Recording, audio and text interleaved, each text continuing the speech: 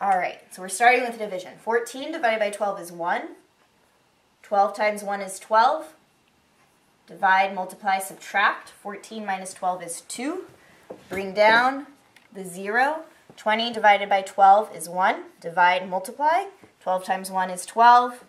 Subtract 8. Divide, multiply, subtract. Bring down. 80 divided by 12 is 6. 6 times 12 equals 72. If I subtract that, I get 8. Bring down my final 0. 80 divided by 12 is 6. 12 times 6 equals 72. If you notice, we're just going to keep on getting the same thing. It's going to be 80, 72, 80, 72. That means that the 6 right here is actually repeating. So we can erase this 6 and put the repeating bar over the first one.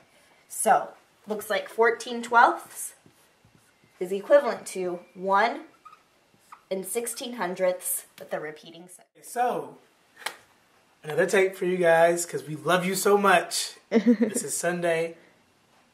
We love you. Just you should know that. Okay.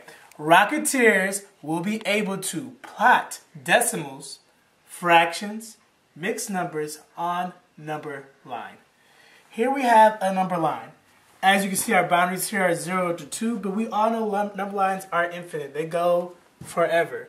But here, we're just going to have a microscope and look from 0 to 2, because most of our numbers here from A through D are between 0 and 2. So, before we even look at these numbers, the one thing that I always tell you guys to do, and you should always do, is mark the graph to your best knowledge. And you can do this easily. 0 to 2. What's half of 2? What's halfway between 0 and 2? Yes, 1. We know that. So I'm sketching roughly between halfway, and I'm labeling this as 1. Okay? Now, halfway between 0 and 1. What's half of a dollar? Think of it like that. What's half a dollar? 50 cents. So halfway, sketching roughly 50 hundredths. What's halfway between 0 and 50? What's half of 50 cents? 25 cents. Okay? And in between here, we know that this is 75 cents. Now, what we always need to do to make sure is we always draw this. I want you guys to understand this between 0 and 1, you know these for sure. This is the first thing you should always do. Forget looking at that, forget plotting, you draw this and you plot the tickers that you know already. We can continue with this side. It's going to be the same exact thing between 0 and 1, between 1 and 2, we're just going to have this whole number 1. So what's halfway between 1 and 2? Halfway is 1 and what? 50 cents. We just added a dollar. So these should all be corresponding. Here, 1 and, what do you know? 25 cents. Here, 1 and 75 cents. So the first thing, every time you get to a number line, is between whatever boundaries, you go half, break it into half. Half, half, half, and plot it. This will make it so much simpler and easy for you to judge where numbers should be at. Okay? That's the first step we do. So that was the first thing you do every time. Now, let's look at our first choice. This is our first one, A. I'm going to figure out what A is. Now, A said it's 1 and 1/2. I know that 1 is a whole number, so we can just put that to the side. 1. Now, what is 1/2? I forgot. I'm just forgetting it. But I do remember that Mr. Patel and Mr. Lee taught me with any fraction, I can figure out any decimal. So 1/2, I can use top goes in, bottom goes out. That's what division is all about. Because that's what, oh my God, they're actually teaching me some stuff. All right? 1/2, top goes in, bottom goes out. So the top goes in, 1, the bottom goes out.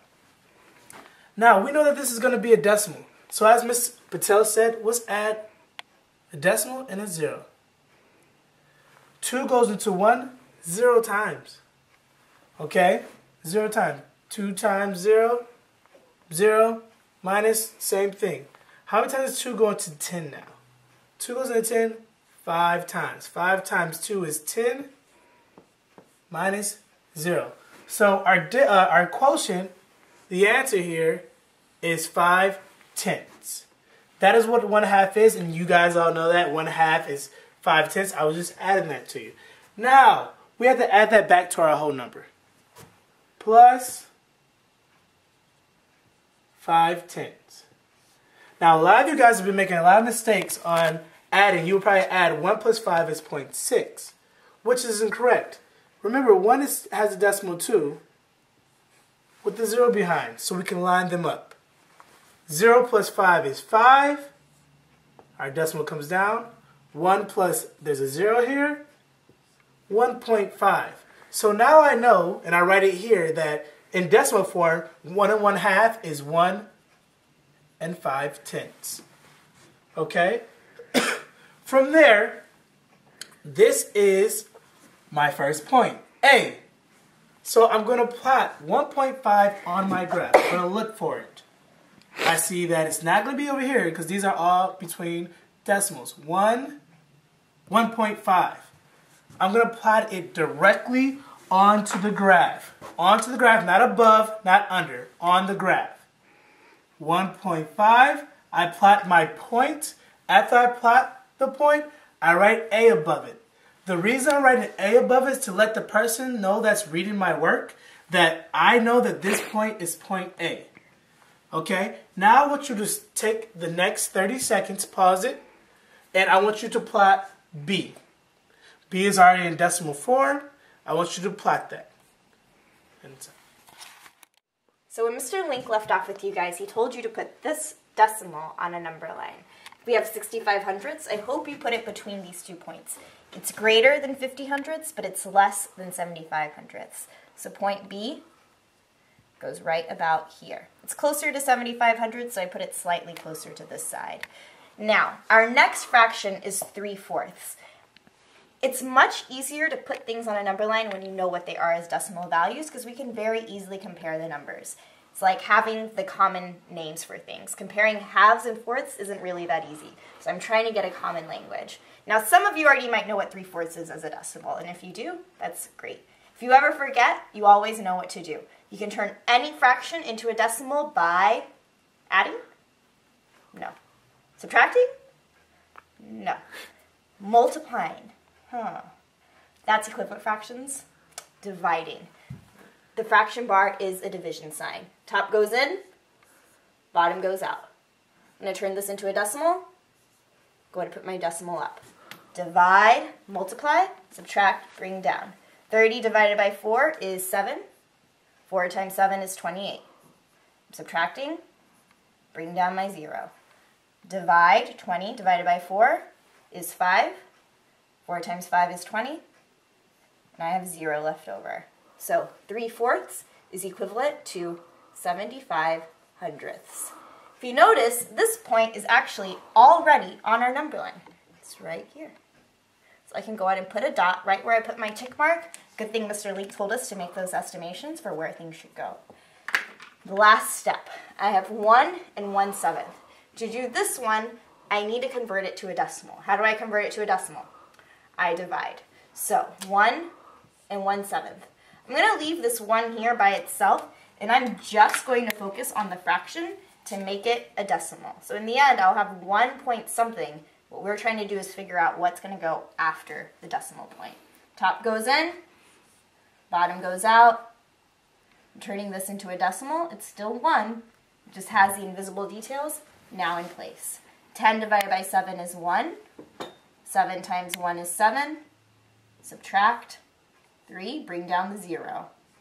30 divided by 7 equals 4. 4 times 7 is 28. Subtract, I got 2. And add one more 0 to see what I get. 20 divided by 7 is 2. 7 times 2 is 14. And I have 6 left over. I'm going to round it off to 142 thousandths.